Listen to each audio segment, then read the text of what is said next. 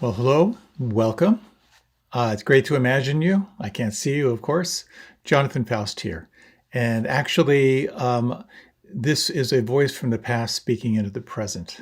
I'm on a home retreat. Tara and I are doing a home retreat this week. So I was looking at some archive talks I might be able to share. And I ran across one, which I just remember this being a really fun talk. It's called The Quickest Way to Be Happy.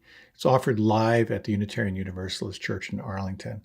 And hope you enjoy it. But before that, let's do a sit. Let's gather some attention, gather some presence, and we'll explore a little bit of this theme around happiness and presence.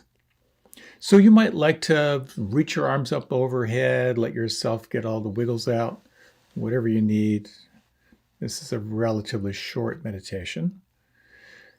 So as you're ready, you might, as it feels good for you, if you're not driving, you can close your eyes. And with your eyes closed,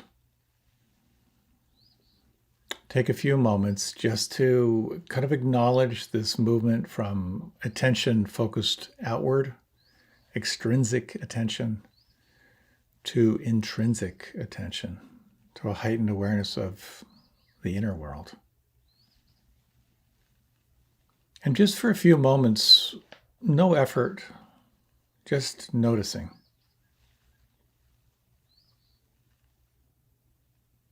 Let's take a little bit of time to focus on focusing, on gathering.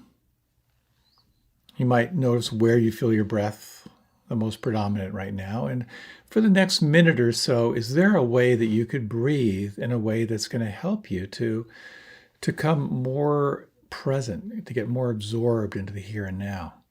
If you have a particular technique you're drawn to, please feel free. Otherwise, you might explore this technique.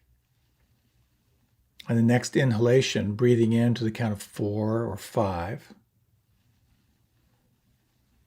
And on the exhalation, breathing out to the count of 4 or 5.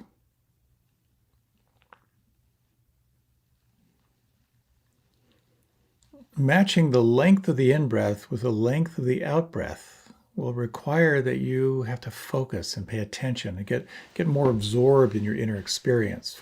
So for this next minute or so, let your attention be with the breath, slow and deep, matching the length of the in-breath with the length of the out-breath.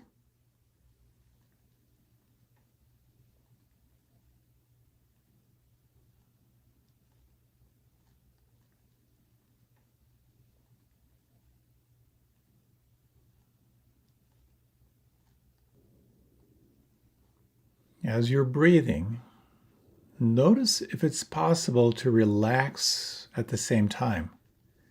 And you might notice how relaxing will actually open up more awareness of the feeling inside.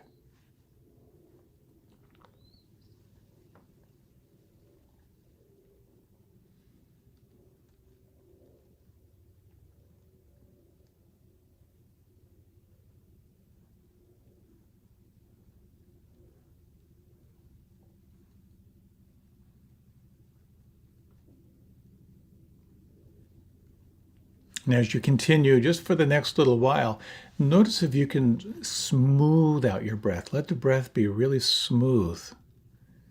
And you might elongate the pause between the in-breath and the out-breath.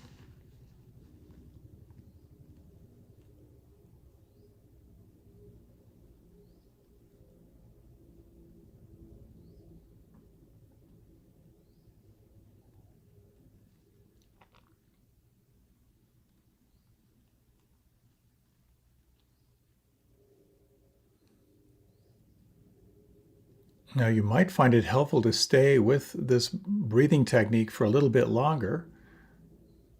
You might just sense what it feels like, feel the imprint, how it may cultivate a greater sense of absorption, a greater sense of here and now. Or if it feels right for you, you might let the technique drop away and just feel the imprint, feel the inner effect of gathering and arriving again and again.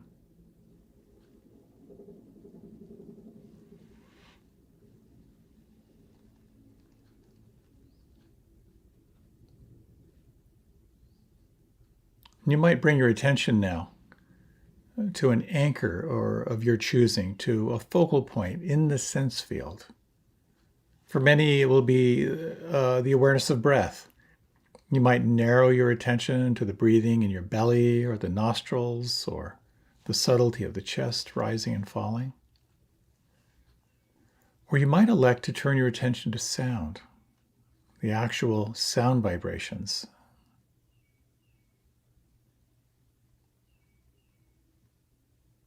Another alternative is to use as your anchor the feeling in the palms and fingers and thumbs, or maybe the soles of the feet. But whatever anchor you choose for this next short period of time, let this be your primary focus of attention. The movement of breath, the vibration of sound, the feeling in the palms at the soles of the feet. And just a few more instructions before you practice on your own. Notice how much you can relax right here at the point of contact with your anchor. How much more could you soften the breath? Or relax this sense of receptivity of sound vibrations? Or feel from the inside the palms and the soles of the feet? And anticipating that the mind is just generating thoughts which cast awareness to the future or the past. Whenever you wake up with a mind far away, relax and explore what it's like to come in direct contact with the sensations right here at the point of your anchor.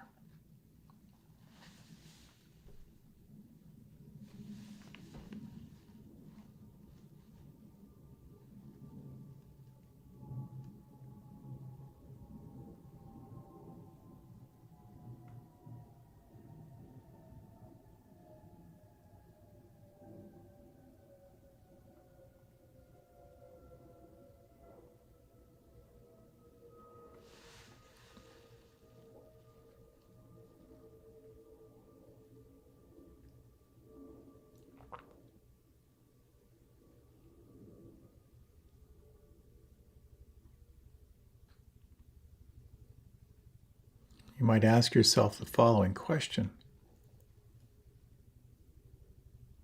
What exactly is happening inside right now?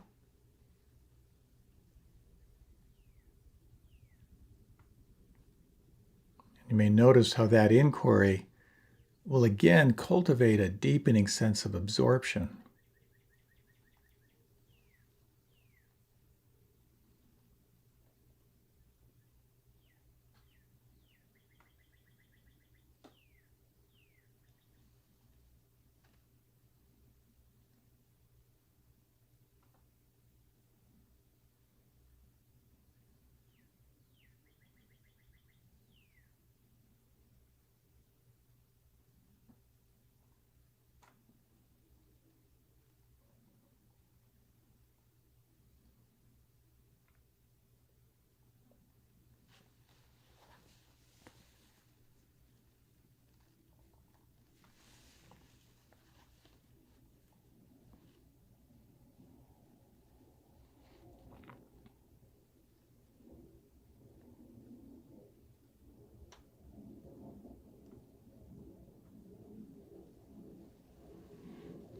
As you again refresh your experience of this point of contact,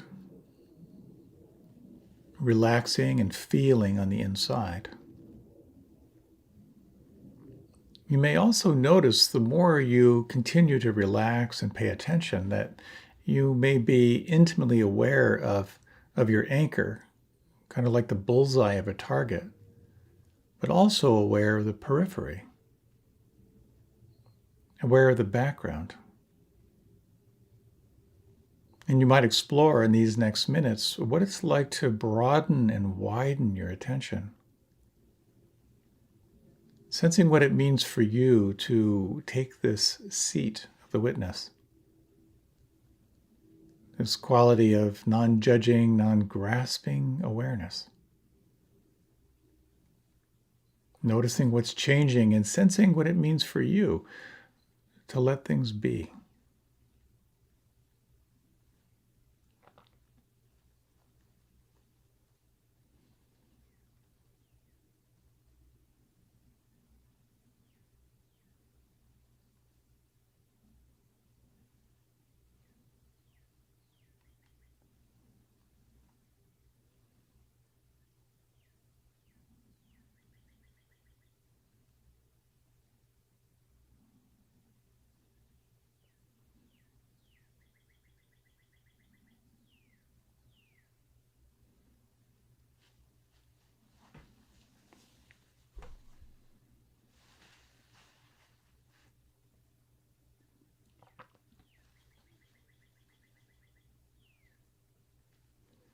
What exactly is happening right now?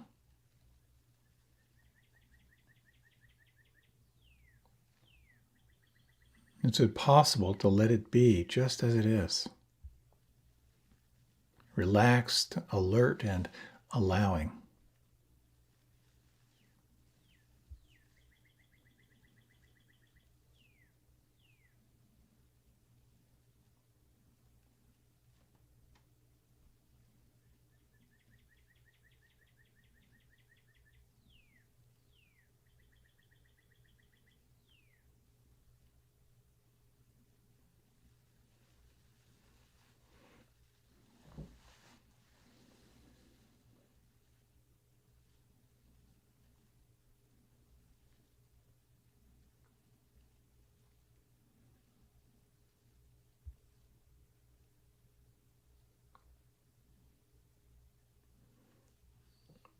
In these remaining minutes, you might explore the following question.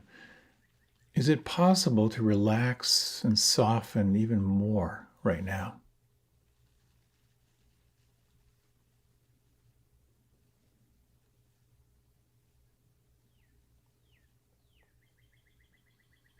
Is it possible to again sense this seat of the witness, the mind alert, at the same time allowing and spacious?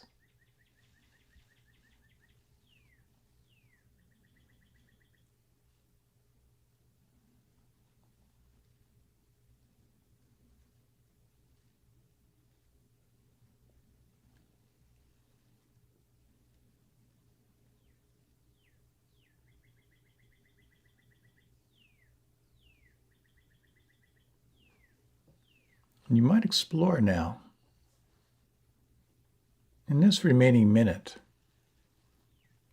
what it's like to let go of the practice of doing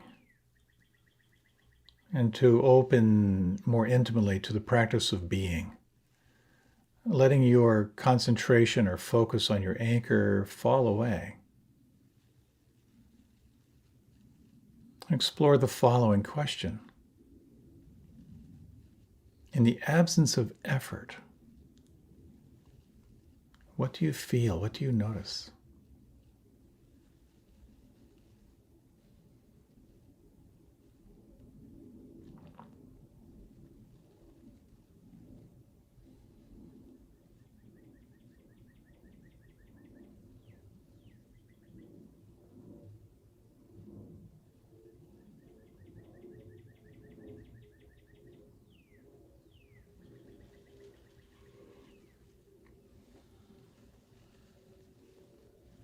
You might notice now where you feel the breath on the inside, and you might again lengthen the inhalation just a little bit, and on the exhalation, relax, let go, and feel. Lengthening the breath in, relaxing, letting go, and feeling on the breath out.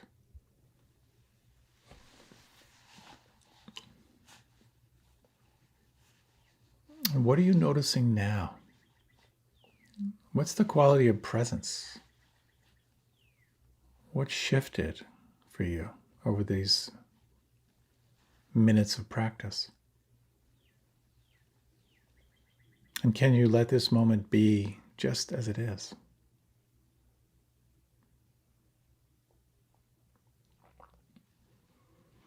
And you might, as you're ready, begin to deepen your breath. Let your body move and stretch in any way that feels good. Taking some time for your transition.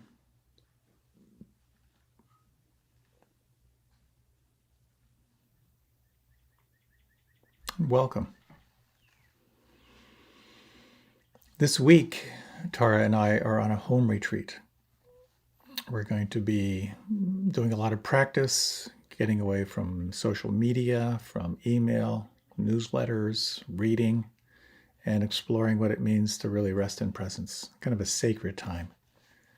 So I was thinking about a good talk, and I went back, I looked over some talks in recent years, and I came across the following talk. It's entitled The Quickest Way to Be Happy. It was offered live back in 2019 at the Unitarian Universalist Church in Arlington. So it being live, you can actually hear laughter and giggling and cars in the background and all that good stuff. Is happiness the product of arduous work, or is happiness closer than we think it is? That's a little bit of what we'll be exploring in this talk. And I hope you enjoy it. I hope you find it helpful. And I hope that you can dramatically increase your capacity for happiness. Thank you so much, and enjoy.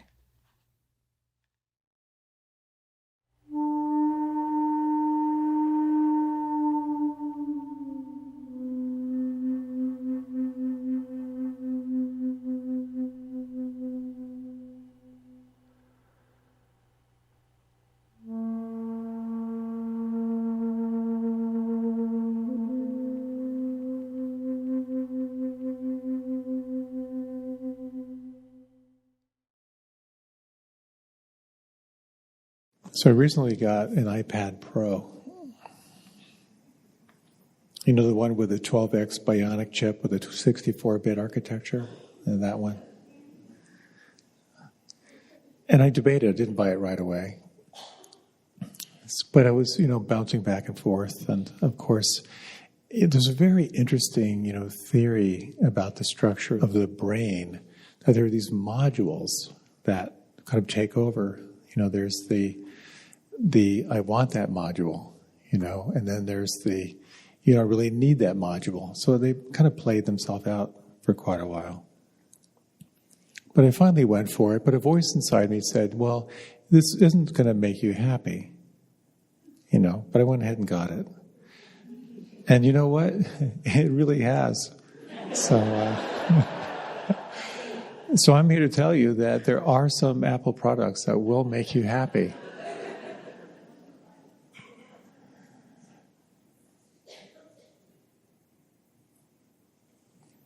So it's an interesting thing. Happiness is such a fascinating topic because we all want it. There's no one that doesn't want to be happy. And it becomes a really interesting question.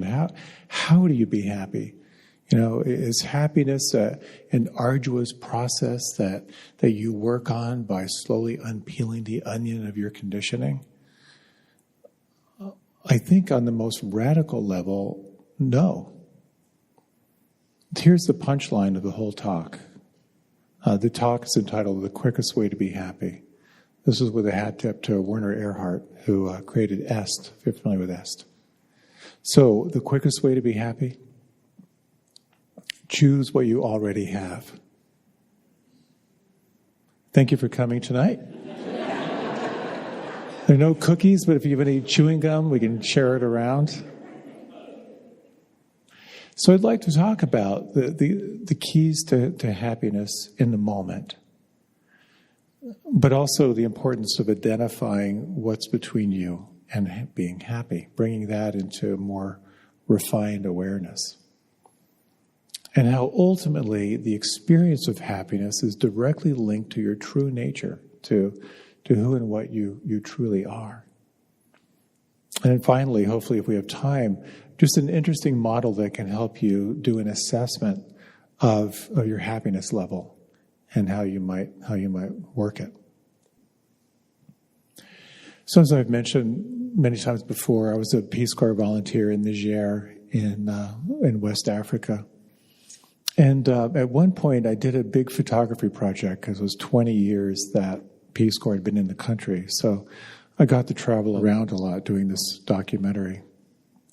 And so I went to a number of remote villages. And Niger is mostly in the Sahel. So there's the Sahara, but the Sahel is basically a wasteland. It's like a 90-day growing season. It's a lot of rocks and some dirt. I was 21 years old with a really completely conditioned Western mind.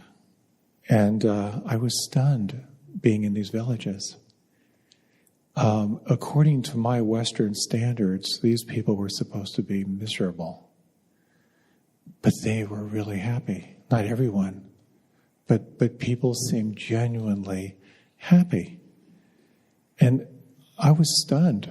But the more I would travel, I think there are more happy people here than there are back home. How can that be? They had very little by way of possessions, but they had a sense of connection. There was a sense of belonging. Everyone knew their name. They were part of this small little unit, this small little connection. And I don't want to paint it as this ideal picture. Niger had the second highest infant mortality rate in the world and extreme conditions. But despite that, there was just kind of a joie de vivre. And it brings up this really interesting question, is happiness dependent on externals? And is it possible to cultivate happiness regardless of what's going on outside of you? Maybe you've seen that classic situation where you give a child a really cool gift and they spend the whole afternoon playing with the box. It's just that innocence. Here's this really, really cool box. There's no story, there's no comparing, there's no judging, there's no trying to figure it out. There's just to sort of play with what is. And it's possible to tap into that. But you have to let go. You have to let go of the comparing, judging, thinking, planning mind. You may know the book Beginner's Mind by Shunryo Suzuki, where he talks about cultivating beginner's mind, where everything is new for the first time. He said quite famously, in the expert's mind, there are very few possibilities. In beginner's mind, there are infinite possibilities. So how do we cultivate that in our meditation practice? But also, how do you cultivate it in your life, where you can actually experience each moment fresh? I noticed back in West Africa that people tend to be a little happier in the country, like really, really out, where they were more isolated. In the city, there was tremendous suffering, and it was kind of in many ways more pronounced because it was sort of like the Western infection of more, So I just noticed with many of the people that I met and kind of hung out, that if you didn't have a bike, you wanted a bike. If you had a bike, then you wanted a moped. If you had a moped, then you wanted a motorcycle. And if you wanted a motorcycle, you wanted a bigger one. If you had that, then you wanted a car. It's the whole experience we all have of wanting more. And if we're caught in the wanting more, life is never satisfying. It's described as the hungry ghost in the Buddhist literature, and you see these sketches of these beings with small little mouths and really, really long necks and really big bellies. And they're consuming and consuming and consuming, but they can't get enough to get full inside. And we're all afflicted with that to some degree. And it all comes down to desire.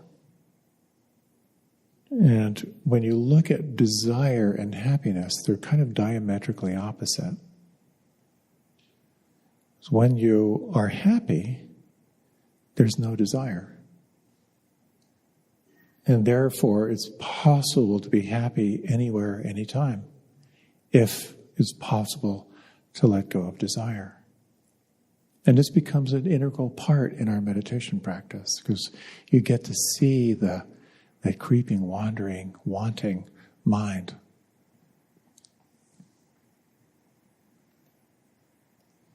Of course, when you begin to cultivate non-judging awareness, you begin to be more aware of what's wholesome, but you also become aware of what's not wholesome. You become more aware of what's between you and feeling happy. It reminded me once in a spiritual friends group. If you're not familiar with spiritual friends groups, they're usually groups of maybe 8 to 10. And you get together once or twice a month and you meditate. And then there's kind of a timed sharing where you just sort of talk about what's happening in your life and how you're kind of applying mindfulness to it. It's a wonderful, wonderful way of connecting.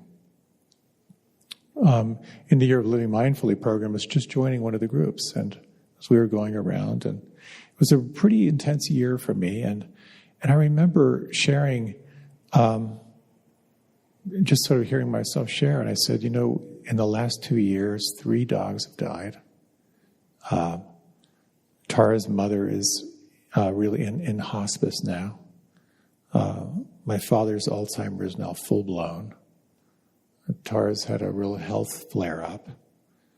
But I'm really okay. Do you ever notice that in your life? Where there's all this spinning stuff, all this stuff going on, but somehow in the middle you're really kind of okay. It's a fascinating thing. We do a process in the Year of Living Mindfully from the modality of focusing in Eugene Gendlin called clearing the space, where you ask yourself, well, what's between me and feeling happy? And then you just sort of name one thing and you kind of say hello to it. There you are. Then you imagine you just place the concern for it to the side. And then you ask again. It's a very interesting way of just helping you sort of name and recognize the landscape of what's between you and feeling happy. So I thought we might take a few minutes for that, if you don't mind. You can close your eyes. We'll do just a few rounds. When you just bring your attention to your breath, and when you just consider everything in your life that's changing right now. What's falling away, what's calling you forward. If you can just name one thing, one issue that's between you and feeling really happy, what would that be? You just name it. And then imagine you could just say hello to it. Kind of let it know you see it. There you are. Now imagine you could place the concern for that to the side. Not that the issue goes away, but your concern, you're just putting it to the periphery. And then again, what's between you and feeling happy?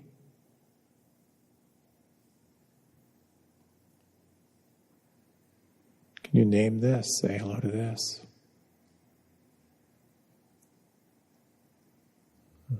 Placing the concern to the side. And then again, what's between you and feeling happy?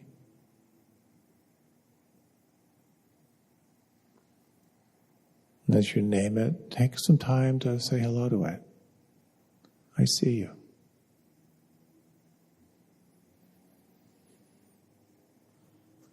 And imagine you could place the concern for that to the side, and then one more time. What's between you and feeling happy?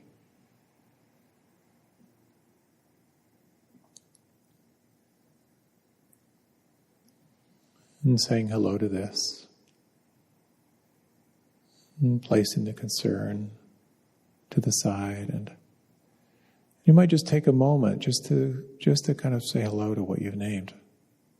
Just some of the issues in your life. And sensing in your own way who you are as the one who is aware.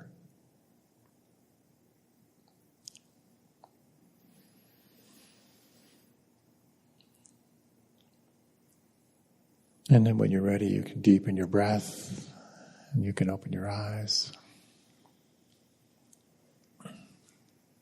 Sometimes when I've guided people through that, they'll say, wow, other than these 15 things, I'm starting to feel pretty happy. But there is something about just the naming of it that can be very, very helpful.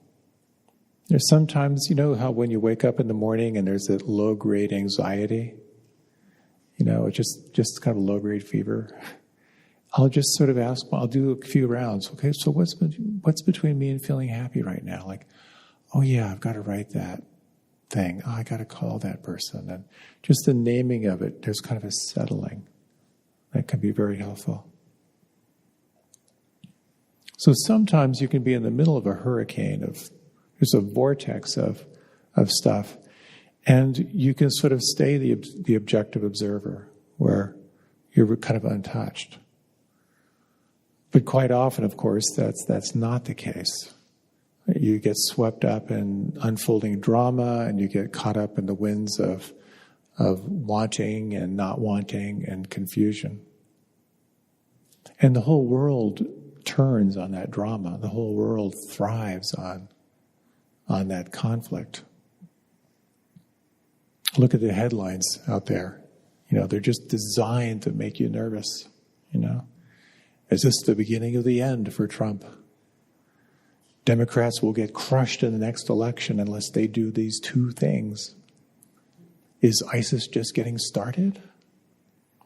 What you don't know about dying a horrible death from your next mosquito bite. Crazy. But we're so manipulated by these forces. Not just internally, but of course externally. They're designed to either develop greed, the wanting, where we go to find something to make us buy something to feel happier, or they're designed on hatred. If you think like us, you'll be part of our tribe, not those bad people. Or they're designed to make you confused. They're designed to make you believe things that really aren't true, or to not believe things that are. So, if desire is really at the root of this, how do we work with it? Particularly in an age where we're bombarded with forces that are designed to stimulate the fear, the amygdala. They're designed to stimulate greed and hatred and delusion. It's so interesting, and I think many of us know this phrase, but it's so interesting how the Buddha allegedly said this 2,500 years ago, before internet. He said that when you want to really be happy, like truly, truly happy, you will be swimming upstream. You're swimming against your own conditioning. But he also said you're swimming against the culture. And if that was true 2,500 years ago, it is more true than ever now. That you are swimming upstream in order to cultivate that experience of non-judging awareness. To be able to tap into the true happiness, a happiness that's not dependent on externals. To truly have that experience of dropping desire so that you can rest in the moment. What a rare thing. A rare thing. And so when we get that sense that it's possible to cultivate happiness regardless of the externals, it calls us to practice. It's just a question of practice. And considering the rest of the culture is going that way and you want to go that way, it's also helpful to find like-minded people who are also interested in going that way. It's a real important part of the practice. So there's a story told of a famous nun who was dying in her monastery. And quite in this monastery, they put a big emphasis on your last words. Some traditions, they really emphasize that. What was the last thing they said before they died? So her last words, if someone was saying, is there anything you need? Her last words are, "Thank you, I have no complaints." What a great way to go out, isn't that? If you've had the experience and really the opportunity to be with those who are in the process of dying, for some people it's horrendous. There's a lot of pain, there's a lot of fear. But for others, it's an amazing journey because the world as they know it starts to fall away. They're more present, there's less and less intrusion.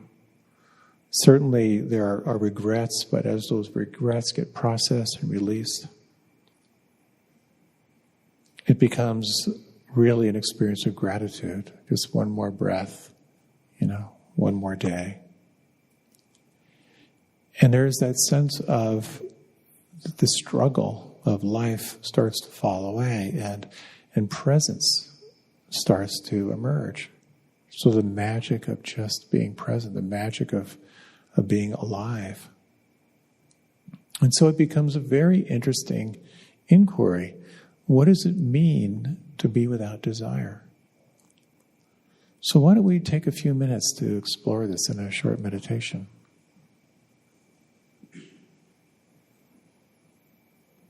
Again, when you draw your attention to your breath, just notice how it may draw your awareness inside.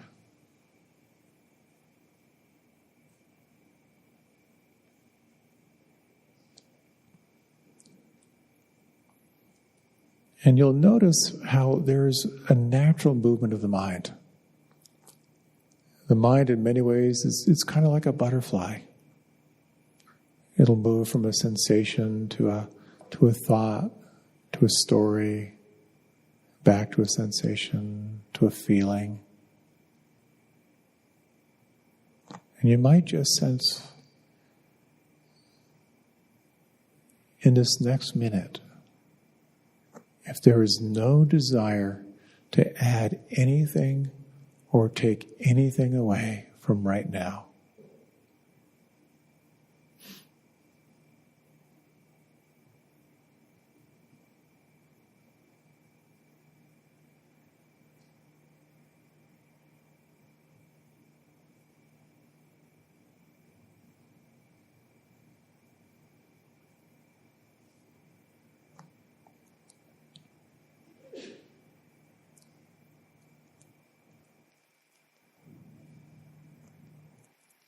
what is your experience right now if there is nothing to add and nothing to take away?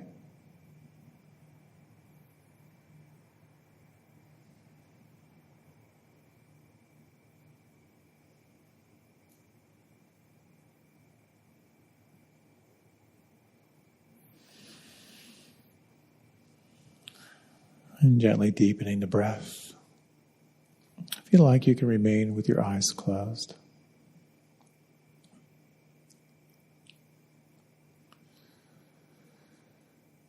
So choosing what you already have, it's truly a profound practice.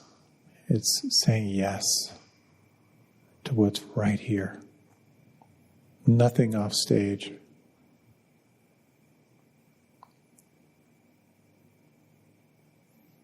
Choosing what you have doesn't mean complacency. It doesn't mean you don't act toward injustice and so forth. But it comes from a different place. This word mindfulness is such a screwy little word. I always prefer the word non-judging awareness. But that quality of awareness, it's not for or against anything. It's not denying anything. It's not indulging anything. It's that noticing faculty. One of my favorite readings, and you might like to close your eyes again. This is from the third Zen patriarch of Tsintseng Ming. And it just points toward kind of a different state of consciousness. The great way is not difficult for those who have no preferences. When love and hate are both absent, everything becomes clear and undisguised. Make the slightest distinction, however, and heaven and earth are set infinitely apart. If you wish to see the truth, then hold no opinions for or against anything. To set up what you like against what you dislike is the disease of the mind.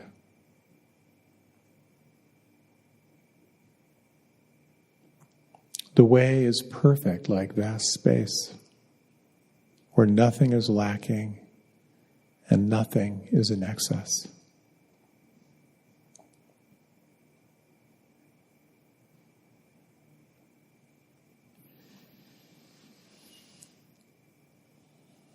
So again, deepening the breath, if you like, you can open your eyes. The treatise from the Third Zen Patriarch is one of my favorite readings. It's quite long, but it's a real transmission because it points toward what it means to really be happy. That very deep abiding in presence. And it points toward the true self. The unconditioned self, which we can actually get glimpses of from time to time. So I'd like to share with you an interesting model. It's more of like a pragmatic, down-to-earth model for looking at happiness. I was sitting with someone who was going through a rough time. We did a bit of an inquiry, what's between you and feeling happy, and there were a number of issues for her. She was feeling a little depressed. She noticed that because of her depression, she was withdrawing a little bit from the world, feeling out of sorts in her relationships, and she wasn't sure what her life was all about anymore. And so kind of a downward spiral. So positive psychology is a fascinating thing. If you haven't looked at it, there's some really, really good stuff in there. And they actually, I'd like to share with you a couple of the questions from their questionnaire. And we did sort of an informal review with this person. I'll share about that in a few moments. So if you like, you can close your eyes again. And there are quite a few questions here, but just notice your immediate response to these questions. And these are really pretty scientifically honed questions to give you a sense of your happiness level. How often do you share feelings with friends or relatives? How often do you do kind things for others? How much time do you spend on social media each day?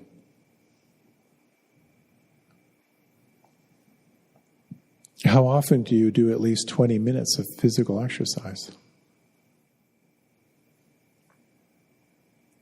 How well do you know your strengths and use them creatively? How much do you find fulfillment in your life by using your strengths and skills toward a greater purpose bigger than yourself?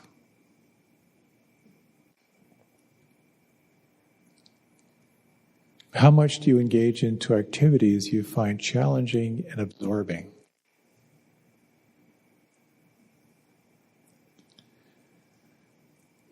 How much do you feel gratitude toward people and events from your past?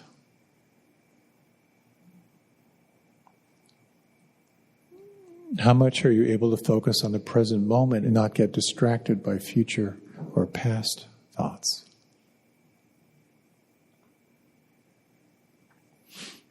How optimistic are you? How much do you participate in a spiritual community or group? How much do you feel your life is meaningful and has purpose?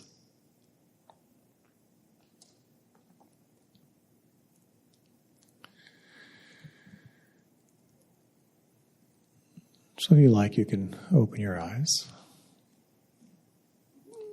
There's been a lot of study on the psychology of happiness. Like, what are the factors that really make up a happy life?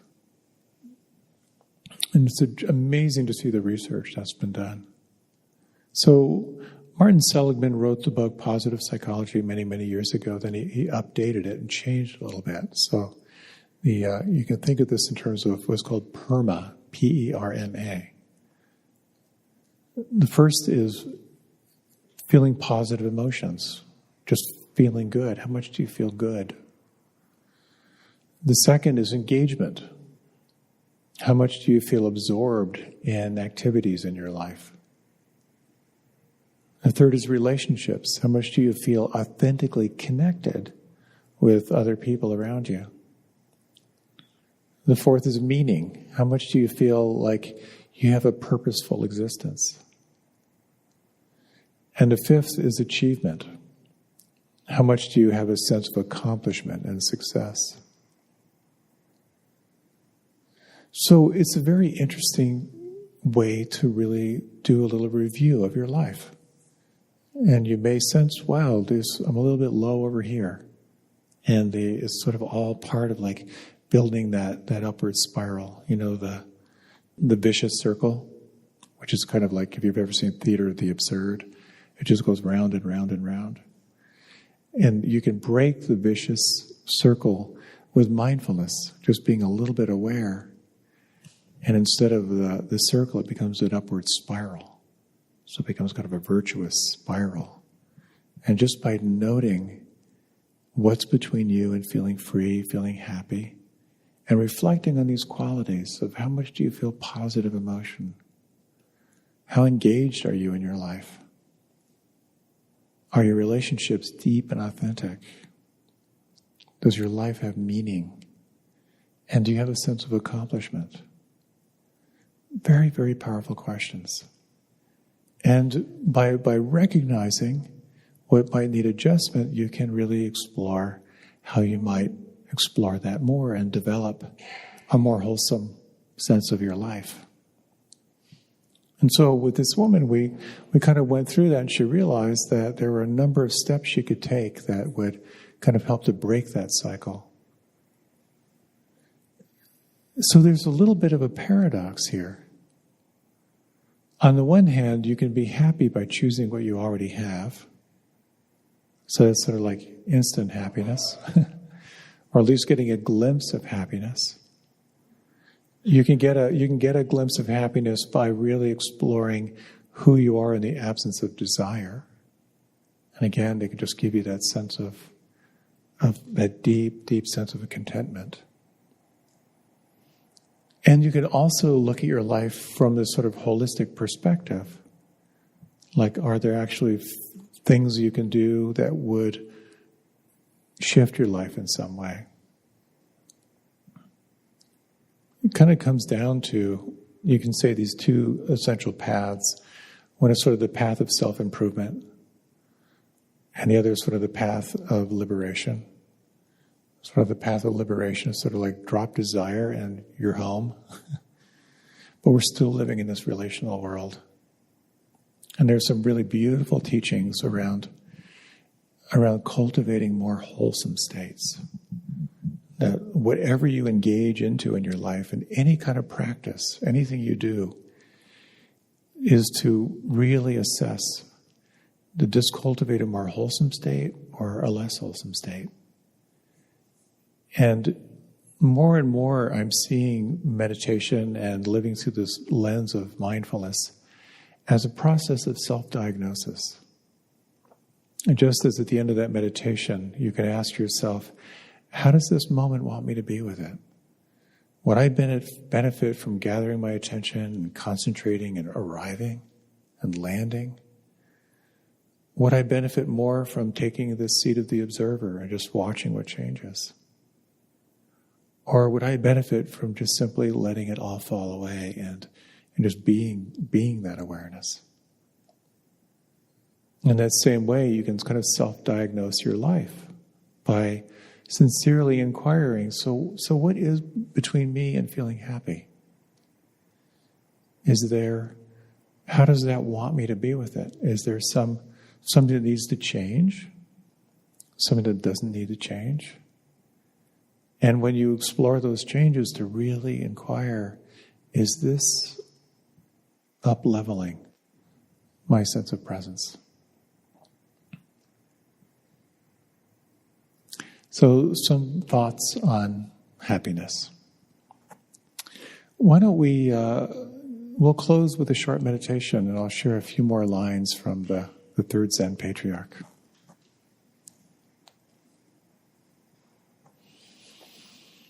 Again, with the eyes closed, you can relax your breath.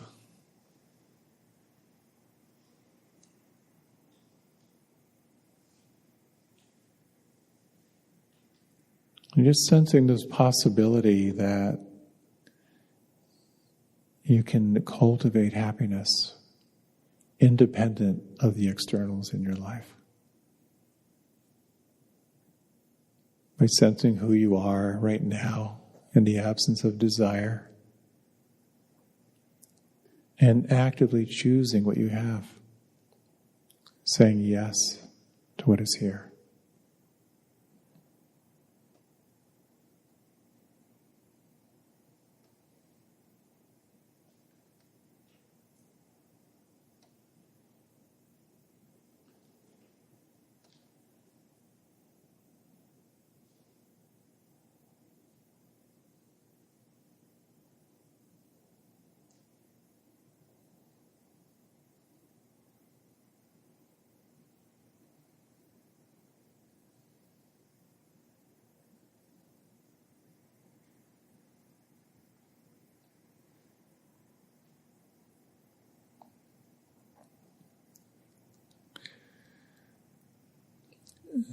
To live in presence is neither easy nor difficult. But those with limited views are fearful and irresolute. The faster they hurry, the slower they go. And clinging cannot be limited. Even to be attached to the idea of enlightenment is to go astray. Just let things be in their own way, and there will be neither coming nor going. Obey your own true nature, and you will walk freely and undisturbed.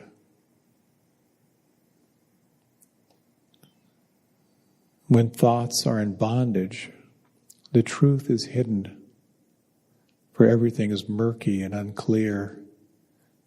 And the burdensome practice of judging brings annoyance and weariness.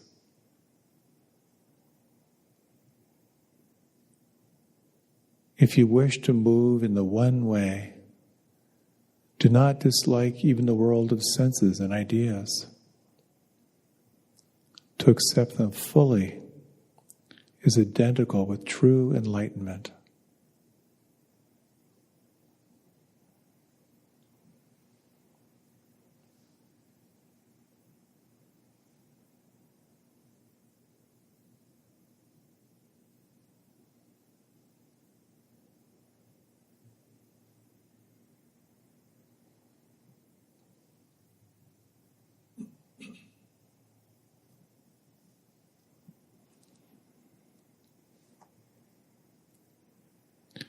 And together, let's draw in a long, deep breath and exhale with a sigh. And inhale fully, exhale with a hum.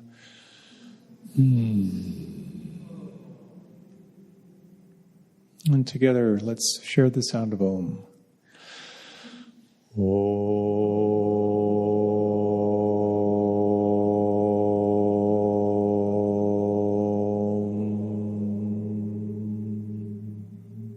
And again, inhaling.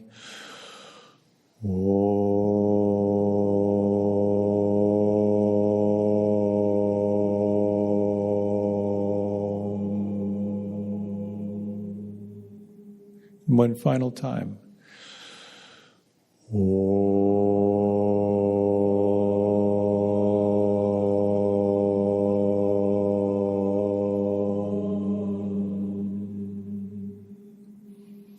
Relax and feel the lingering effect of the sound.